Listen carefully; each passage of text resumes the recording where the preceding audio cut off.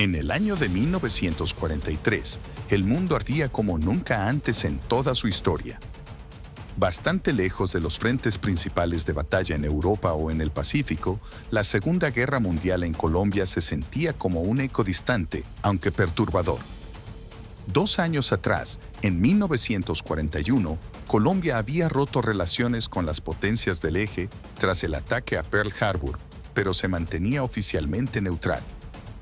Sin embargo, esa neutralidad se había vuelto insostenible a medida que los submarinos alemanes, los temidos U-bote, extendían su implacable caza por el Caribe buscando estrangular las rutas aliadas de suministro. Las costas colombianas, cercanas al Canal de Panamá, no tardarían en sentir la amenazante presencia de los tiburones de acero germanos.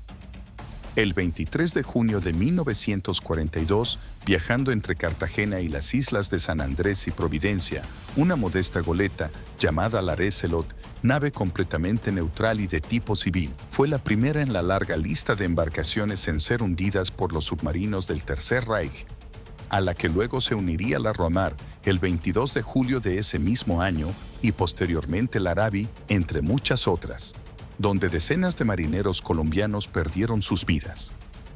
Tan infames ataques, percibidos entonces como una agresión directa a la soberanía nacional y a la vida de sus ciudadanos, generaron una gran indignación en el país.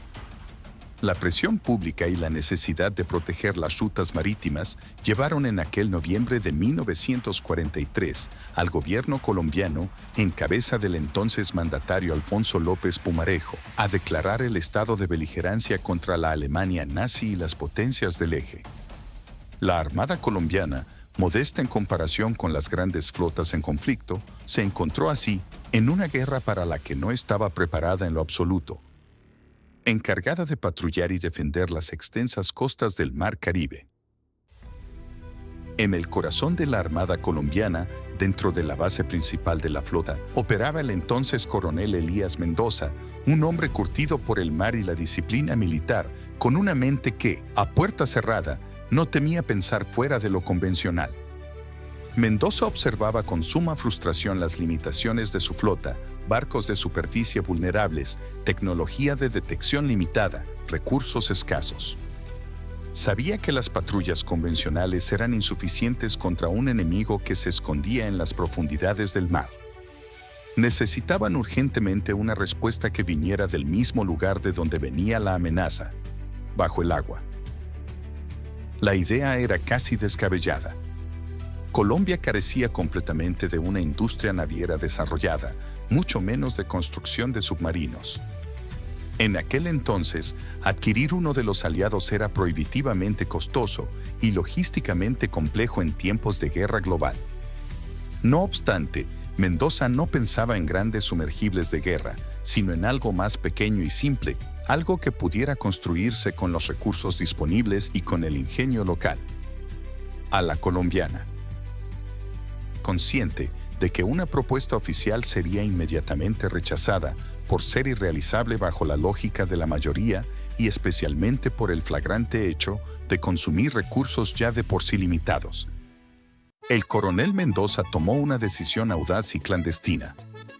Destinando una pequeña parte del presupuesto de su flota, desviando fondos discretamente, tal como hacen la mayoría de funcionarios públicos para sus propios bolsillos, aunque en su caso, para una causa mucho más noble y patriótica.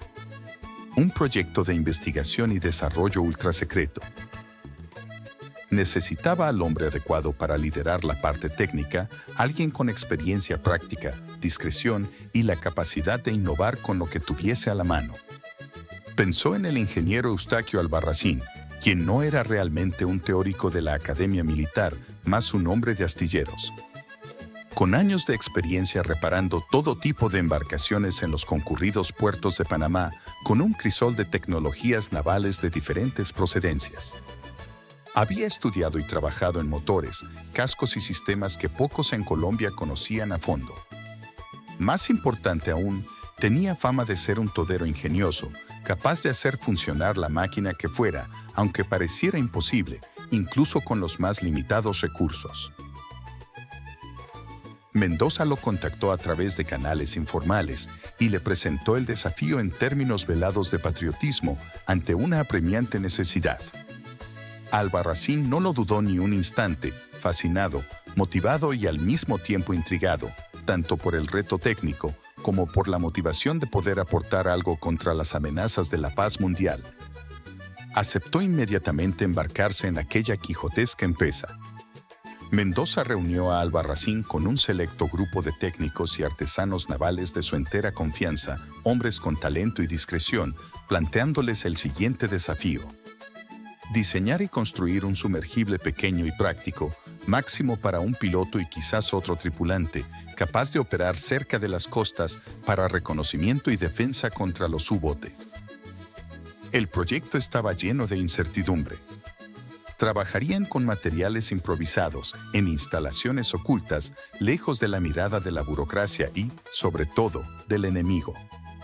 El objetivo fundamental era poder hundir los tiburones de acero germanos, pero para eso era necesario primero entender la tecnología, desarrollar la capacidad y así poder crear algo que pudiera dar a la Armada una ventaja en la guerra silenciosa bajo el agua.